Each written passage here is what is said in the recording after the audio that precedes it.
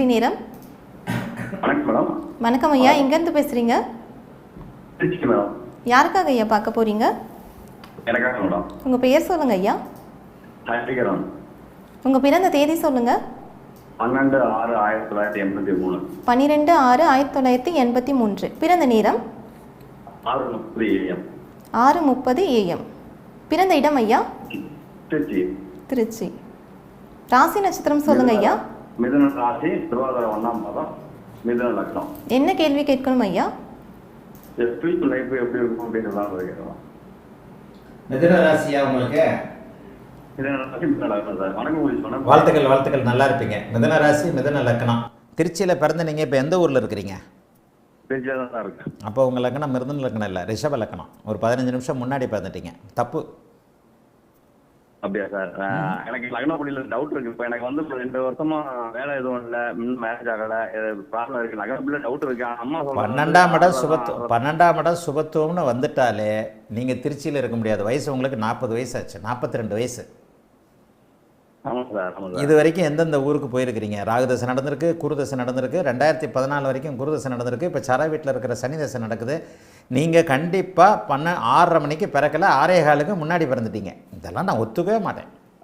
நான் டவுட்ல தான் சார் எனக்கு டவுட். அம்மா வந்து இங்கே காலையில் இங்கே வேலைக்கு போட்டேன், 6 மணிக்கு சங்கு ஊதிச்சு, அப்போதான் இப்போ வந்து அப்படி நான் சொல்கிறேன். நான் அம்மா இதைத்தானங்க நான் நிறைய இடத்துல சொல்கிறேன். 6 மணிக்கு சங்கு ஊதின போல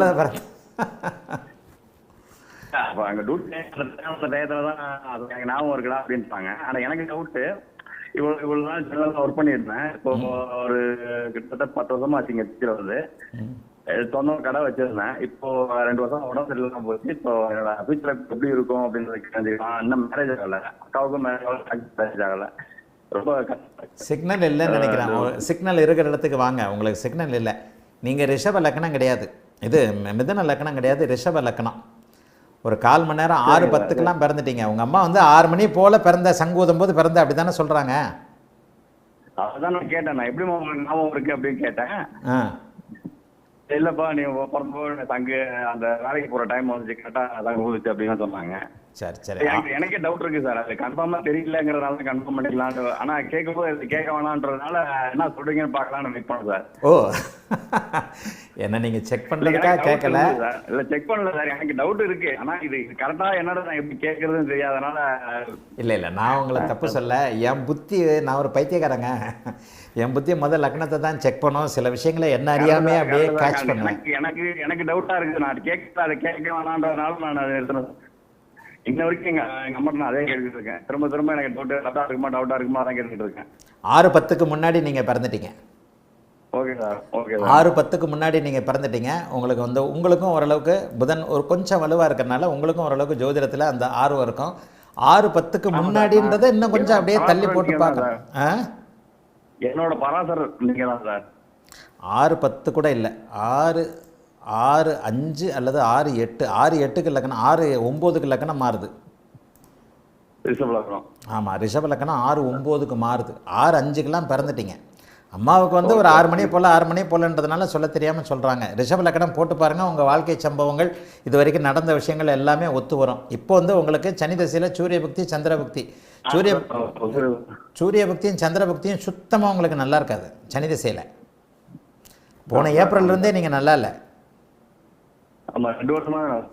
ஆமாம், போன ஏப்ரல்லேருந்தே நீங்கள் சுத்தமாக நல்லா இல்லை. இதை இந்த டைம் பர்த் டைமை கனெக்ட் பண்ணிக்கோங்க. சனி திசை சந்திர பக்தி வரைக்கும் ஏதாவது ஒரு வகையில் நெகட்டிவ் இருந்துக்கிட்டே இருக்கும். சந்திர பக்தி வரும்போதெல்லாம் மாரகாதிபதி தன வீட்டில் இருக்கிறார். ரிஷப லக்னத்தின் அடிப்படையில் மாரகாதிபதி தன வீட்டில் இருக்கக்கூடிய ஒரு நிலைமை உங்களுக்கு ஏதாவது ஒரு மனக்குழப்பங்களை கொடுக்கக்கூடிய அமைப்பு சனி திசை சந்திர பக்தியில் பிறந்த நேரம் 6:05க்கு முன்னாடி. அதுக்கேற்ற மாதிரி பாருங்கள். ஆனால் உங்கள் ஜாதகம் கொஞ்சம் யோக ஜாதகம். லக்னத்தை லக்னாதிபதியை குருவாக இருக்கின்ற யோக ஜாதகம். எதையும் சமாளிப்பீங்க. 6ஆம் இடத்துல இருக்கக்கூடிய சனி வந்து பெரிய அளவில் சோதனைகளை கொடுக்காது. உண்மையிலே 6ஆம் இடத்துல சனி சுபத்துவமாக இருந்தால் பெரிய யோகத்தை கொடுப்பார். இந்த இடத்துல வந்து அவர் வக்கரமாக இருக்கிறார். ஆனாலும் அவர் நல்ல பலன்களை கண்டிப்பாக தருவார். சனி தசைக்கு அப்புறம் வரப்போகிற புதன் தசைனா இதை விட பெரிய யோகமாக இருக்கும். ஏன்னா புதன் வந்து திக்பலமாக லக்னத்தில் இருக்கிறது. அவருடைய நல்ல ஆதிபத்தியங்களை லக்னத்தின் வழியாக கொடுப்பார்ன்றதுனால பிற்பகுதி யோக ஜாதகம் உங்கள் ஜாதகம். ஆகவே சந்திர புக்தி முடியணும்.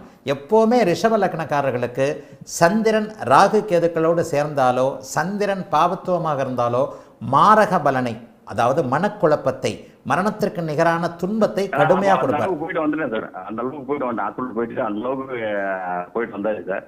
அந்த மனக்குழப்பம் என்ன இருந்துகிட்டே தான் இருக்கு.